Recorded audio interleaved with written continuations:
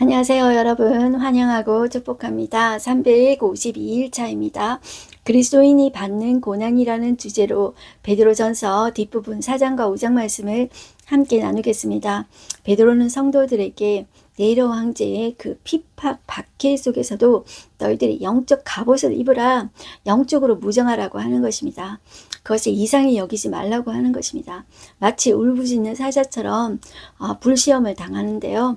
우리가 철로 역정에 보면 믿음의 사람, 이 크리스찬이 이제 가고 있는데 양 옆에서 사자들이 막 무섭게 사납게 울부짖고 있어요. 그런데 두려워서 벌벌 떨고 있는데 저 앞에서 이야기하는 거예요. 저 사자들을 잘 봐라. 그런데 목에 보니까 목줄이 감겨져 있는 거예요.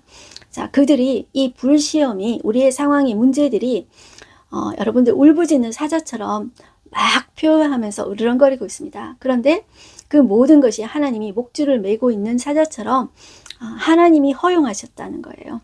자, 그것을 꼭 기억하면서 그 가운데서도 하나님이 함께하고 계신다. 그것을 우리는 생각하면 돼요. 그래서 그 사자들을 보고 두려워하는 것이 아니라 내가 하나님 말씀 붙잡고 똑바로 가면 돼요. 왜냐하면 하나님이 목줄로 양쪽에서 잡고 계시기 때문이라는 것이죠. 그래서 하나님께서 친히 그 고난 가운데서도 온전하게 하시고 굳건하게 하시고 강하게 하시고 털을 견고케 하실 것이라고 베드로는 말하고 있어요. 그래서 우리가 베드로전서 들어가서 보겠는데요. 우리 먼저 기도하고 시작하겠습니다. 하나님 아버지 감사합니다. 오늘도 저희가 이 베드로전서 이 말씀 앞에 앉았습니다. 하나님, 세상에 있는 모든 것은 불과 같이 꽃과 같이 다 시들어져 없어갈 것입니다. 세상에 있는 화려함도 그들의 힘도 다 사라져갈 것입니다. 그러나 영원한 것은 하나님이시며 하나님의 나라 또한 영원합니다. 그리고 그의 말씀 또한 영원합니다. 우리가 그 약속 붙잡고 살아내는 우리가 되어지기를 소망합니다. 불시험과 같은 상황과 문제가 있습니까? 하나님, 그 문제 앞에, 상황 앞에 두려워 떨지 말게 해주시고 약속의 말씀만 딱 붙잡고 우리가 거기에 집중하고 우리의 시선을 딱 고정하고 하나님 앞에 나아가는 믿음으로 반응하는 우리가 되어지기를 소망합니다. 오늘도 하나님 말씀 앞에 앉았사오니 주께서 말씀하여 주시고 성령 하나님께서 오늘도 우리의 영혼 깊이 새겨 주십시오. 예수님의 이름으로 기도드렸습니다. 아멘. 네. 자, 로마의 핍박 속에서도 고난받는 성도들의 모습을 생각하면서 우리는 그 정도의 고난은 아니잖아요. 그런데 여러분들 진짜는 고난 가운데서도 여러분들 진짜 믿음을 가지는 거예요. 진짜 사랑하는 사람은 표시가 나는 것이죠. 어려움이 와도. 자, 우리 한번 보겠습니다. 베드로전서 4장을 한번 펴시고요. 자, 4장 1절부터 보겠는데요. 자, 계속 고난 가운데 있다, 박해 가운데 있다, 그것을 생각하시면서 4장 1절 보겠습니다. 그리스도께서 이미 육체의 고난을 받으셨으니 너희도 같은 마음으로 갑옷을 삼으라. 자, 주님이 고난 받으셨으니까 너희도 같은 마음으로 갑옷을 입으라는 것입니다. 이 갑옷 입는 것은 전쟁 나갈 때 갑옷을 입는 것이죠. 그러니까 이제 고난 당할 때 영적인 전쟁을 생각하고 너희가 무장하라, 이런 뜻입니다. 자, 그리고 이는 육체의 고난을 받은 자는 죄를 그쳤음이니 그 후로는 다시 사람의 정욕을 따르지 않고 하나님의 뜻을 따라 육체의 남은 때를 살게 하려 함이라. 자, 이 육체의 고난을 통해서 죄를 그치게 됩니다. 이 메시지 성경에서는 이런 식으로 이야기해요. 고난을 통해서 옛 습관을 끊는 기회로 삼으십시오, 이렇게 해요. 그래서 이제는 우리가 옛날의 옛 습관이 아니라 이제는 새로운 성품으로 내가 예수 생명을 가진 자로서 하나님의 성품을 반사하면서 살아낼 수 있게 됩니다. 옛날에는 우리가 예수 생명이 우리 안에 없을 때는 죄를 도무지 이길 수가 없었어요. 그런데 우리가 우리 속에 예수님을 믿음으로 말미암아서 죄를 이길 수 있는 힘이 생긴 것입니다. 자, 그래서 옛날에는 어떻게 살았냐면 3절 너희가 음란과 정욕과 술 취함과 방탕과 향락과 무법한 우상 숭배를 하여 이방인의 뜻을 따라 행한 것은 지나간 때로 족하도다. 자, 내 자신이 우상이 되어서 나를 기쁘게 하는 그런 삶을 살았던 거예요. 그런데 그것은 지나간 때로 족하다. 그런데 지금은 이제 그렇게 살지 말라는 거예요. 4절 이러므로 너희가 그들과 함께 그런 극한 방탕에 다름질하지 아니하는 것을 그들이 이상히 여겨 비방하나. 자, 옛날에 우리와 같이 어울렸던 그런 사람들은 비방할 것이라는 것이죠. 그렇지만 5절 보시면 그들이 마지막 날에 자, 산자와 죽은 자를 심판하기로 예비하신 이에게 그 마지막 날에 하나님의 심판대 앞에서는 모든 혀가 그 사실을 직고하리라. 옛날 번역으로는 직고하리라. 하나님 앞에 직접적으로 우리의 모든 혀가 정직하게 그 하나님 앞에 심판주 되신 하나님 앞에 고하게 될 것입니다. 자, 이것을 연결해서 6절 보셔야 됩니다. 이를 위하여 죽은 자들에게도 복음이 전파되었으니 이는 육체로는 사람으로 심판을 받으나 영으로는 하나님을 따라 살게 하려 함이라. 자, 그래서 이 구절이 6절은 이제 그 베드로전서에 우리가 베드로전서 하면서 난해 구절이 좀 있었죠. 이 구절도 좀 난해 구절이에요. 그래서 이것을 따로 떼어서 보면 이게 이상해요. 그런데 앞에 문맥하고 연결해서 보셔야 돼요. 그래서 마지막 날에 이 죽은 자들은 이미 죽어있는 시체를 보고 이야기하는 것이 아니라 예수님을 믿고 이 죽은 사람들을 말을 하는 거예요. 예수님을 믿고 복음을 예수 그리스도 복음의 핵심 예수 그리스도를 믿고 그의 부활을 믿고 이 죽은 사람은 육체로는 그가 죽었을지라도 영으로는 이제 천국에 가는 거죠. 하나님을 따라 이제 살게 된다는 것이죠. 이렇게 받으셔야 되는데 이 6절 한 구절만 따로 보면은 이게 이상하게 돼버려요. 그래서 이를 위하여 죽은 자들에게도 복음이 전파되었다. 그러면 죽었는데 바로 하나님 앞에 가서 심판받고 천국 가고 지옥에 가는 게 아니라 죽은 자들에게도 복음이 전해져서 그들이 회심할 수 있는가 보다 이렇게 생각하면 그게 이상한 거예요. 그래서 6절 다시 보세요. 이를 위하여 죽은 자들에게도 복음이 전파되었으니 그러면 죽은 자들에게도 복음이 전파되면은 육체가 죽어도 영으로 구원을 받을 수 있구나.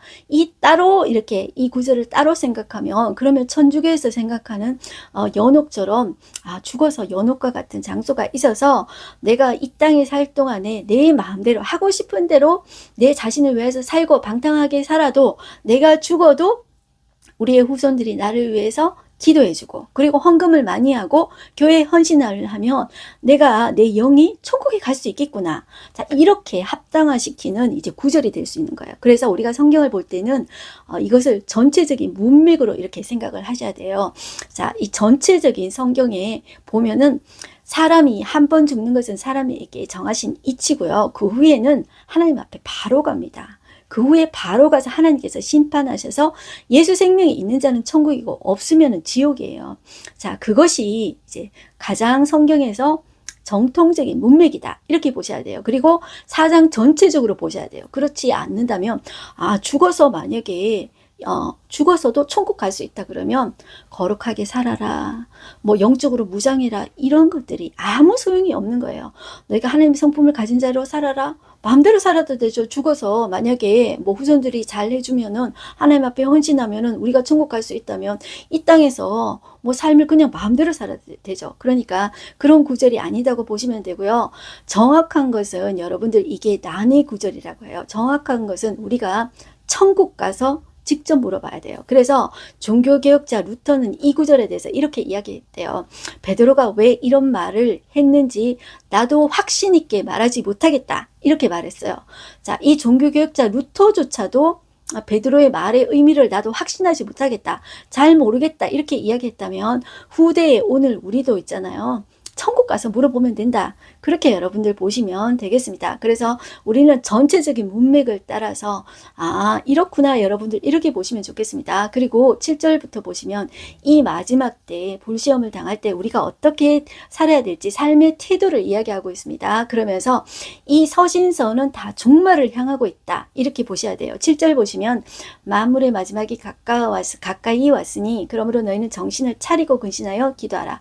정신 차리고 기도하라. 자, 끝에 가장 중요한 것이 정신 차리고 근신하여 기도하라. 자, 그리고 8절 무엇보다도 뜨겁게 사랑할지니 사랑은 허다한 죄를 덮느니라. 자, 이렇게 말씀하고 있어요. 뜨겁게 기도해야 되고요. 뜨겁게 기도하고 뜨겁게 이제 사랑해야 돼요. 무엇보다도 우리가 이제 사랑해야 된다는 것이죠. 이 마지막 때는 그러면서 구체적으로 서로 대접하기를 원망 없이 하고 각각 은사 받은 대로 하나님의 여러 가지 은혜를 받은 선한 청지기 같이 서로 봉사하라는 거예요. 자, 하나님께서 은사를 주시는데 그 은사는 나를 위해서 내 자랑하라고 나를 드러내라고 주시는 것이 아니라 공동체를 세우고 다른 사람을 도와주라고 은사를 주시는 거거든요. 그래서 은사가 다양하게 오는데 11절에 보면 만일 누가 말하려면 하나님의 말씀을 하는 것 같이 하고, 그러니까 만약에 하나님께서 말의 은사를 주셨다 그러면 나를 자랑하고 드러내기 위해서 쓰지 말고 공동체를 세우고, 자, 이제 다른 사람을 도와주기 위해서, 말로 도와주기 위해서 내게 하나님 이런 은사를 주셨다 이렇게 생각하고 하나님을 드러내야 된다는 거예요. 그리고 또 누가 봉사하려면 하나님이 공급하시는 힘으로 하는 것 같이 하라. 그러니까 봉사를 하는데 내가 내 의를 내세워서 내가 이렇게 열심히 해가지고 내가 드러나는 것을 원하는 마음으로 봉사하면 안 된다는 거예요.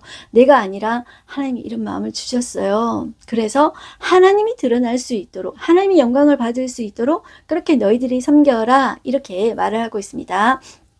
자, 그래서 여러분들 우리가 모든 일을 할 때 하나님이 드러나실 수 있도록 이렇게 했으면 좋겠어요. 자, 말씀은 우리가 이렇게 살아가야 될 우리의 방향성을 제시해 주고요.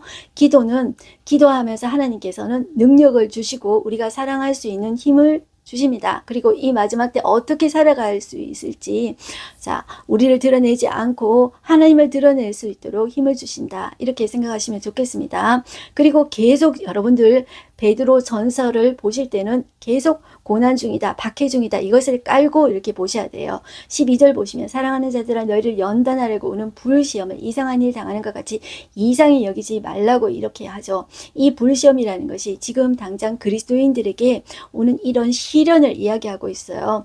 그래서 이 옛날로 말하자면 소돔과 고모라가 불과 유황불 심판을 받았잖아요. 그런데 이것은 나중에 종말에 이 세상 나라를 상징하는 바벨론 또 이 불심판을 받게 될 것을 이야기하고 있어요. 그래서 이 마지막에 예수님 오시기 전에 당하는 이 시험이 불로 심판을 받는 거예요. 노아 때는 물로 심판을 받는 것인데 이 마지막 때는 불로 시험을 받는다 이렇게 생각을 하시면 돼요. 그리고 당시에 이 네로 황제는 로마의 대화제를 이 그리스도인들에게 덮어씌웠다고 그랬죠. 그래서 그 네로 황제의 그 정원이 있습니다. 거기에 그리스도인들을 잡아가지고 그 인간 횃불로 삼았습니다. 그래서 기름을 이렇게 몸에 발라가지고 자, 이 사람을 횃불로 쓰는 거예요. 그래서 불로 태워가지고 사람이 막 소리 지를 거 아니에요. 막 아프니까. 그러면 그 소리를 듣기 위해서 풍악을 세게 울리고 마이크 대고 막 가수들이 노래 부르고 그 장면을 즐기고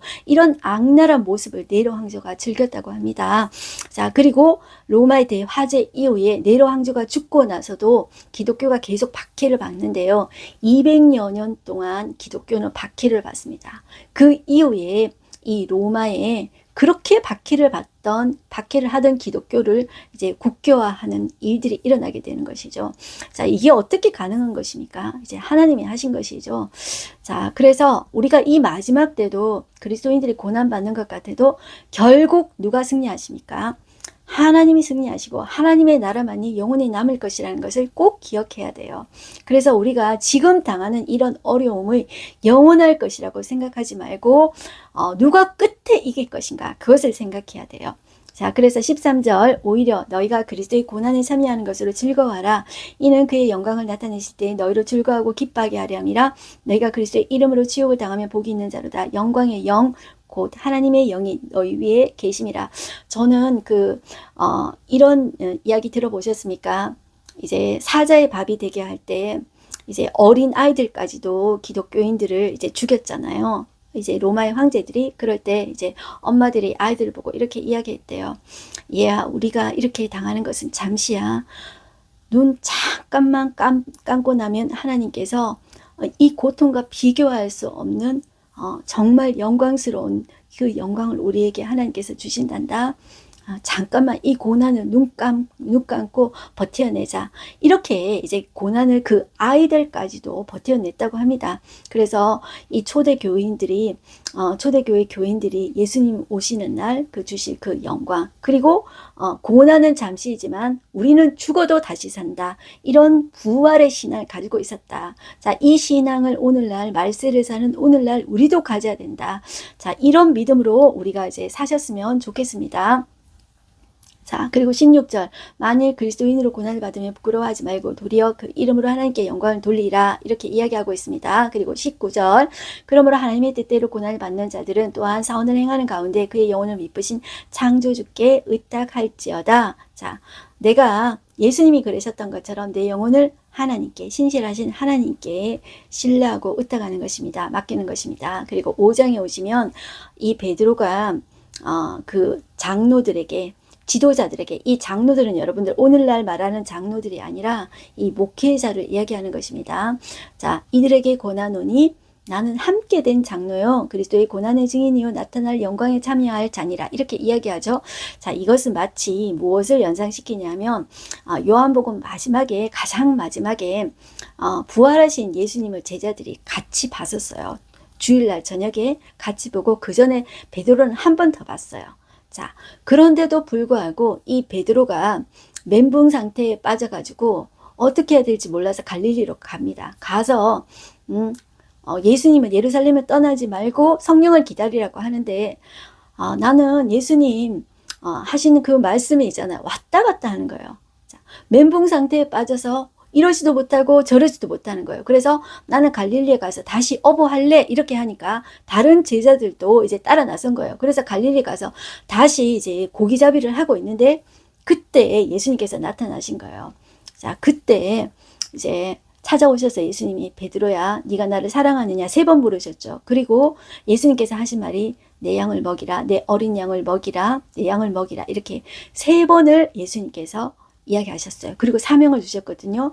그때 나를 믿어주시는 그 예수님을 보고 베드로가 앞으로 어떻게 살아가야 될지 방향을 확실하게 알아요.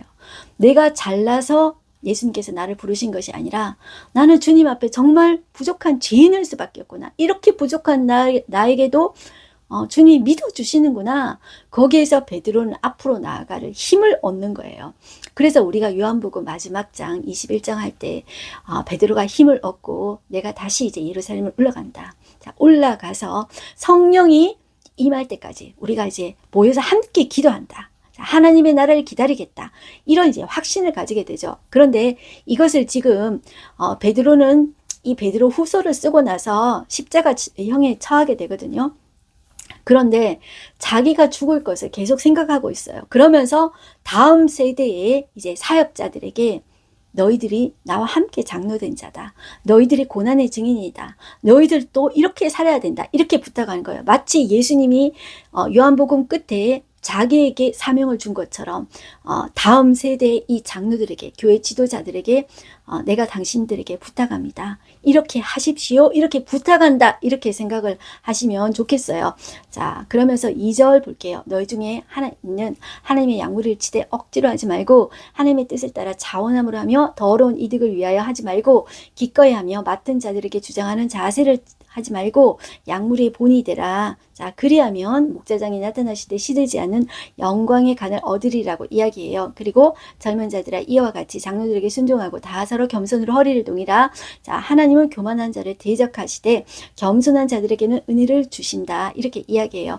그래서 우리가 할 일은 하나님의 능하신 손 아래서 겸손하라는 거예요. 그리고 높여주는 거는 누구냐 하면 사람들이 날 높여주는 것이 아니고 때가 되면 하나님께서 높여주신다는 거예요. 그 확신을 가지고 있으셔야 돼요. 그러므로 우리는 우리의 염려를 다 주께 맡겨야 돼요. 염려와 근심이 올 때마다, 상황과 문제를 보고 근심이 올 때마다 주님께 기도하고 던져버리는 거예요. 그리고 선포하는 거예요. 그가 나를 돌보실 거라는 거예요. 그가 나를 지금부터 주님 오실 때까지 영원토록 그가 나를 돌보실 거라는 거예요. 그가 나를 지키실 것을 확신하는 거예요. 나는 왔다 갔다 하지만 그는 변하지 않아요. 그렇기 때문에 그 예수님을 붙잡고 그 약속의 말씀을 붙잡는 거예요. 자, 그러면서 근신하라 깨어라 너희 대적 마귀가 우는 사자같이 두루다닌다 그러죠. 삼킬 자를 찾는다 그러죠. 그러니까 아무리 말 쓸 때 막 으르렁거리고 사자가 그렇더라 할지라도 묶여있다는 것을 꼭 기억해야 돼요.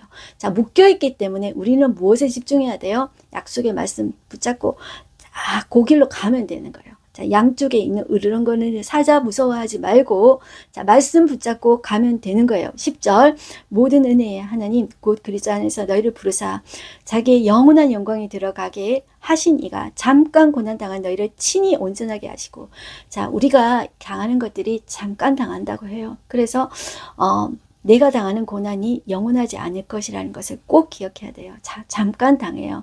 그렇지만 우리는 죽어도 다시 산다. 우리의 생명은 죽게 있다. 내 생명의 끝을 계속 주님께 맡기는 기도를 하는 거예요. 자, 잠깐 고난을 당한 너희를 친히 온전하게 하시며 굳건하게 하시며 강하게 하시며 털을 견고하게 하시리라. 이게 약속이에요. 그래서 우리는 이 약속 붙잡고 살아가는 거예요. 자, 권능이 세세 무궁하도록 그에게 있을지어다 아멘 하고 베드로는 끝인사를 합니다. 자, 그리고 이 편지를 실로아노, 자, 실로아노가 이제 헬라식 발음인데 우리가 실라 알죠? 이 바울과 실라가 이제 여행할 때 2차 선교 여행할 때 같이 갔었죠. 이 실라는 헬라어를 잘합니다. 그런데 이 실라가 또 베드로하고도 관계를 맺고 이 편지를 이제 베드로가 불러주면 이 실라가 헬라어로 쓰는 거예요. 대피라는 거예요. 자, 그래서 이 편지를 실라가 대신 썼다 이렇게 생각하시면 돼요. 그래서 12절 내가 신실한 형제로 아는 실로안으로 말미암아 너에게 간단히 써서 권하고 이것이 하나님의 참된 은혜임을 증언하노니 너희는 이 은혜에 굳게 서라. 택하심을 받은 바벨론에 있는 교회가 너희에게 무난하고 내 아들 마가도 그리하느니라. 자, 그러면 갑자기 바벨론에 있는 교회가 갑자기 왜 무난한다고 나올까? 우리 옛날에 여러분들 창세기 할 때도 했죠. 아수르 밑에 있는 나라 있잖아요. 바벨론 그리고 이 메소포타미아 문명 그러면은 메소포타미아가 라는 뜻이 두 강 사이에 있는 문명이라는 뜻이라 그랬죠. 두 강 사이라는 뜻이에요. 두 강 사이가 유프라테스 강하고 티그리스 강이에요. 그 사이에 있던 나라가 위쪽 부분에 아수르 아래쪽에 바벨론이거든요. 그러면 지금 이때까지 이 바울하고 베드로 할 때 바벨론 안 나왔었잖아요. 그러면 여기 있는 바벨론은 무엇을 이야기하냐면 바벨론은 창세기 때부터 요한 계시록까지 세상 나라를 상징할 때 세상 나라 상징하는 단어가 바벨론이에요. 그러니까 지금 세상 나라 상징하는 것이 가장 힘 있는 제국 무엇을 이야기하냐면 로마를 상징하고 있다. 이렇게 보시면 돼요. 자, 로마에 있는 교회가 너희에게 무난하고 내 아들 마가도 그리하느니라. 자, 이 바울의 아들은 디모데, 디도 이런 식으로 바울이 표현했는데 이 베드로는 자기의 아들을 마가라 이렇게 표현해요.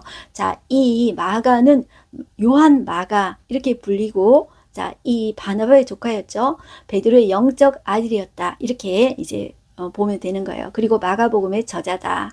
그리고 마가복음을 기록할 때는 베드로의 복음서다 이렇게도 여러분들 말을 해요. 그래서 마가가 사복음서 중에 제일 먼저 쓰여진 복음서예요. 그래서 어떻게 쓸 수 있었을까 했을 때 베드로가 가장 중요한 역할을 했다. 그래서 베드로 복음서 이렇게도 이야기를 해요. 그리고 한때 자, 이 두 번째 바울이 선교 여행 갈 때 이 마가 때문에 바나바하고 대판 싸우고 갈라졌다 그랬죠. 자, 그것 때문에 엄청 이제 1차 선교 여행 때 이 부잣집 도련님 마가가 이 버가에서 돌아갔어요. 자, 뭐 이렇게 산맥을 건너는 것이 너무나도 힘들었다. 아니면 이 바나바의 리더십은 참 온유한 리더십인데 이 바울은 거칠고 되게 투박하고 직선적이고 강하잖아요. 그 리더십에 자기가 너무 힘들었던 거예요. 뭐 이런 여러 가지 이유들이 있습니다. 정확한 이유는 그 이유도 천국 가서 물어보면 되는 것입니다. 근데 돌아갔는데 그것 때문에 일단 엄청 바울도 식망하고 그것 때문에 2차 선교 여행 갈 때도 이 바나바하고 바울하고 대판 싸워가지고 완전히 갈라졌다는 거예요. 그런데 언제 화해했는지를 몰라요. 그런데 이제 화해를 해서 바울 서신에 보면 그가 내게 유익한 동역자다. 자, 이렇게까지 이제 성장을 한 것이죠. 이렇게까지 성장한 데는 베드로도 아들같처럼 이렇게 잘 돌봐줬구나. 자, 이렇게 여러분들 우리는 볼 수가 있는 것입니다. 자, 그래서 지금 이 베드로는 마가를 향해서 내 아들 마가도 그리하느니라. 자, 이렇게 문안하고 있다. 이렇게 보시면 돼요. 14절 너희는 사랑에 입맞춤으로 서로 무난하라. 그리스도 안에 있는 너희 모든 이에게 평강이 있을지어다. 고난 가운데에서도 예수 안에 있는 평강 그것을 이야기하고 있어요. 자, 예수님께서 부활하신 이후에 자, 제자들에게 딱 보이실 때 처음에 했던 말이 너희에게 평강이 있을지어다. 이렇게 이제 말하고 있죠. 고난 가운데 우리가 예수님을 생각함으로 우리 가운데 평안을 누릴 수가 있습니다. 오늘 하루 한 절 말씀 보겠습니다. 너희 중에 있는 하나님의 양무리를 치되 억지로 하지 말고 하나님의 뜻을 따라 자원함으로 하며 더러운 이득을 위하여 하지 말고 기꺼이 하라고 이 베드로는 다음 세대의 목회자들에게 부탁하고 있습니다. 자, 베드로는 이 젊은 시절에 다혈질이고 직선적이고 자충우돌을 하는 그 자체였습니다. 주를 위한 행동은 누구보다도 정말로 빨랐고 고백도 참 뜨거웠습니다. 하지만 정말 예수님을 3번이나 부인했고 그리고 그만큼 자책하면서 괴로워했죠. 그래서 이제 나는 다시 이제 고기 잡으러 간다. 그렇게 했죠. 그죠? 그래서 베드로의 모습을 보면 참 이제 극단적인 모습을 많이 보여요. 그런데 이런 모습조차도 주님은 품으시면서 사명을 주시고 예루살렘 교회를 네가 일으켜 세워야 한다. 그런 사명을 주시고 이렇게 하셨죠. 자, 목양을 위에 마시고 교회 지도자로 세우셨어요. 시간이 흘러서 이제는 그 베드로가 교회 지도자들에게 그 목양을 위임해요. 맡겨요. 그러면서 말을 해요. 억지로 하지 말고 더러운 이득 때문에 하지 말고 사역을 억지로 하지 말고 자, 하나님을 사랑함으로 너희들이 해야 된다. 자, 이것이 우리가 하나님의 나라를 섬길 때 우리가 이제 베드로가 했던 것처럼 우리도 우리 자신을 살펴봐야 되는 거예요. 내가 억지로 하는가, 형식적으로 하는가, 주님을 사랑하는 마음으로 하고 있는가, 자, 더러운 이득 때문에 하고 있는가, 그렇게 내 자신을 살펴보는 시간들이 되었으면 좋겠습니다.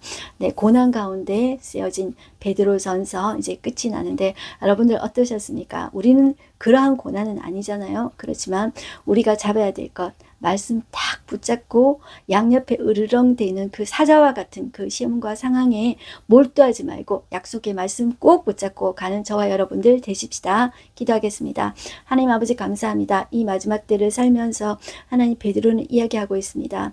너희가 당하는 그 불시험을 이상하게 여기지 말아라. 그것이 하나님이 허용하신 것이다. 아무리 사자처럼 으르렁거릴지라도 너희는 약속의 말씀 꼭 붙잡고 거기에 시선을 딱 고정하고 너희들이 전진하거라 이야기하고 있습니다. 하나님 우리에게 일어난 이러한 고난은 잠깐이라고 이야기하고 있습니다. 우리는 죽어도 다시 사는 하나님 영광스러운 하나님의 자녀입니다. 그 사실을 꼭 기억하면서 우리가 예수 안에 누릴 그런 영광을 기대하고 주님께서 우리에게 주실 그런 상급을 기대하면서 이 세상에 살 때 더러운 이득을 위하여 욕심을 위해서 살지 말고 하나님 앞에서 살아가는 우리가 되어지게 하여 주시옵소서. 하나님의 거룩한 자녀로 정결한 자녀로 고난을 받을 때 우리 스스로를 정결하게 하나님 아버지 하나님의 자녀답게 하나님의 영광을 돌릴 수 있는 자로 살아내게 하여 주시옵소서. 하나님의 기쁨이 되게 하여 주시옵소서. 하나님의 노래가 되게 하여 주시옵소서. 하나님의 자랑이 되게 하여 주시옵소서. 이 마지막 세대 가운데 하나님의 성품을 사람들 가운데 비춰주는 빛된 존재로 살아내게 하여 주시옵소서. 예수님의 이름으로 기도드렸습니다. 아멘. 여러분들 하나님의 자녀로 이 고난 가운데서도 우리는 승리할 수가 있는 우리는 존재라는 것을 꼭 기억했으면 좋겠습니다. 승리하십시오. 화이팅입니다.